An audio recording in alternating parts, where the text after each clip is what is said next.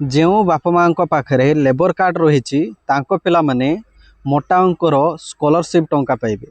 ତ ଭିଡ଼ିଓକୁ ଶେଷ ପର୍ଯ୍ୟନ୍ତ ଦେଖନ୍ତୁ କାହିଁକି ନା ବହୁତ ଇନଫର୍ମେଟିଭ୍ ରହିଛି।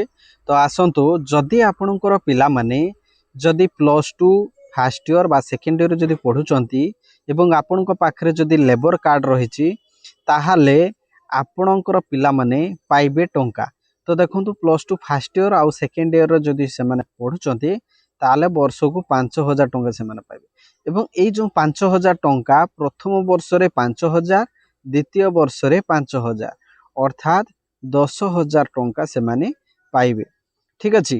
ତ ଏଥିପାଇଁ ଦେଖନ୍ତୁ, ଆପଣଙ୍କର +2 ଏବଂ +2 ଫାର୍ଷ୍ଟ ଇୟର ସେକେଣ୍ଡ ଇୟରରେ ଯେଉଁ ପିଲାମାନେ ପଢ଼ୁଛନ୍ତି ପାଇବେ।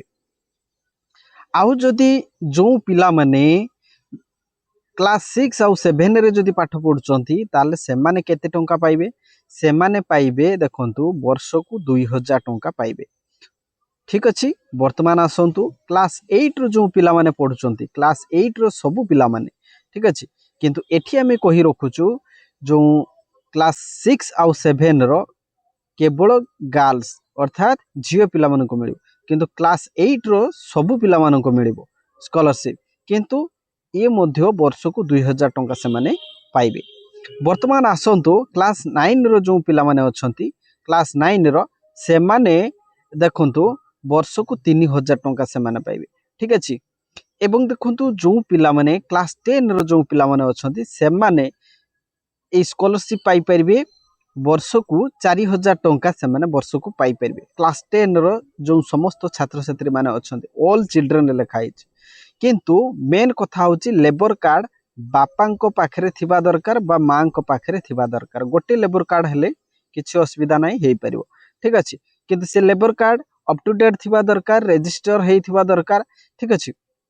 ବର୍ତ୍ତମାନ ଦେଖିବା, କ୍ଲାସ୍ 10 ରେ ଯଦି ଆପଣ 90% ମାର୍କ ବା ତାଠୁ ଯଦି ଅଧିକ ମାର୍କ ରଖୁଛନ୍ତି ତାହେଲେ ଆପଣଙ୍କୁ ଏକାଥରକେ 10,000 ଟଙ୍କା ମିଳିବ। ୱାନ୍ ଟାଇମ୍ ଲେଖା ହେଇଛି, ଏକାଥରକେ ଆପଣଙ୍କୁ 10,000 ଟଙ୍କା ମିଳିବ। ବର୍ତ୍ତମାନ ଦେଖନ୍ତୁ, ଯଦି ଆପଣ +3 କରୁଛନ୍ତି, ଯଦି ଆପଣ +3 ସାଇନ୍ସ କରୁଛନ୍ତି ବା ଆପଣ କମର୍ସ କରୁଛନ୍ତି ବା ପିଜି ଯଦି କରୁଛନ୍ତି ତାହେଲେ ଆପଣଙ୍କୁ 7,000 ମିଳିବ ବର୍ଷକୁ। ଆଉ +3 ରେ ଦେଖନ୍ତୁ, ଯେହେତୁ +3 ରେ 3 ବର୍ଷ ଆପଣଙ୍କୁ କରିବା ପାଇଁ ପଡ଼ିବ ତାହେଲେ 7 ରେ 21,000 ଟଙ୍କା ଆପଣଙ୍କୁ ମିଳିଯାଉଛି +3 ରେ। ପିଜି ଯଦି କରୁଛନ୍ତି ତାହେଲେ ଆପଣଙ୍କୁ 14,000 ଟଙ୍କା ମିଳିବ, କାହିଁକି ନା ପିଜି ହେଉଛି 2 ବର୍ଷ। ଠିକ୍ ଅଛି। ତ ଏମିତି ଆପଣ କରିପାରିବେ। ନେକ୍ସଟ ଦେଖନ୍ତୁ, ଯଦି ବିଟେକ୍ କରୁଛନ୍ତି, MCA କରୁଛନ୍ତି, ବହୁତ ସାରା କୋର୍ସ ରହିଛି, B pharm, M pharm, hotel management, ଏସବୁ ଯଦି କରୁଛନ୍ତି ତାହେଲେ ଆପଣଙ୍କୁ ମୋଟା ଅଙ୍କର ସ୍କଲାରସିପ୍ ମିଳିବ, 40,000 ଟଙ୍କା ମିଳିବ। କେତେ? 40,000 ଟଙ୍କା। ଯଦି ଆପଣ ବିଏଡ୍, ସିଟି, ନର୍ସିଂ ଯଦି ଆପଣ କରୁଛନ୍ତି ତାହେଲେ ଆପଣଙ୍କୁ 10,000 ଟଙ୍କା ପ୍ରତିବର୍ଷ ମିଳିବ। ଠିକ୍ ଅଛି। କିନ୍ତୁ ଏଠି ମନେ ରଖନ୍ତୁ, ଯଦି ବିଟେକ୍ କରୁଛନ୍ତି ତାହେଲେ ଆପଣଙ୍କୁ 40,000 ଟଙ୍କା ମିଳିବ ଗୋଟେ ବର୍ଷରେ, ପୁଣି ନେକ୍ସଟ ବର୍ଷ ଆପଣଙ୍କୁ ମିଳିବ। ଠିକ୍ ଅଛି। ତ ଇଏ ଥିଲା କମ୍ପ୍ଲିଟ୍ ଇନଫର୍ମେସନ୍। ଯଦି ଆପଣ ଲେବର କାର୍ଡ଼ରେ ଯଦି ସ୍କଲାରସିପ୍ ପାଇବା ପାଇଁ ଚାହୁଁଛନ୍ତି, ନିର୍ମାଣ ଶ୍ରମିକ କଲ୍ୟାଣ ଯୋଜନା ମାଧ୍ୟମରେ ଆପଣ ଆବେଦନ କରିପାରିବେ। ଠିକ୍ ଅଛି। ଷ୍ଟେଟ୍ ସ୍କଲାରସିପ୍ ପୋର୍ଟାଲକୁ ଆସିବେ, ଟାଇପ୍ କରିବେ ଷ୍ଟେଟ୍ ସ୍କଲାରସିପ୍।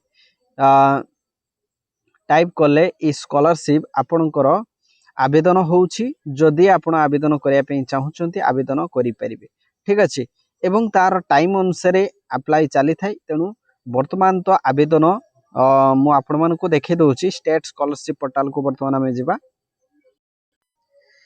देखंतु स्टेट स्कॉलरशिप पोर्टल रे वर्तमान आवेदन चलछि निर्माण श्रमिक कल्याण योजना।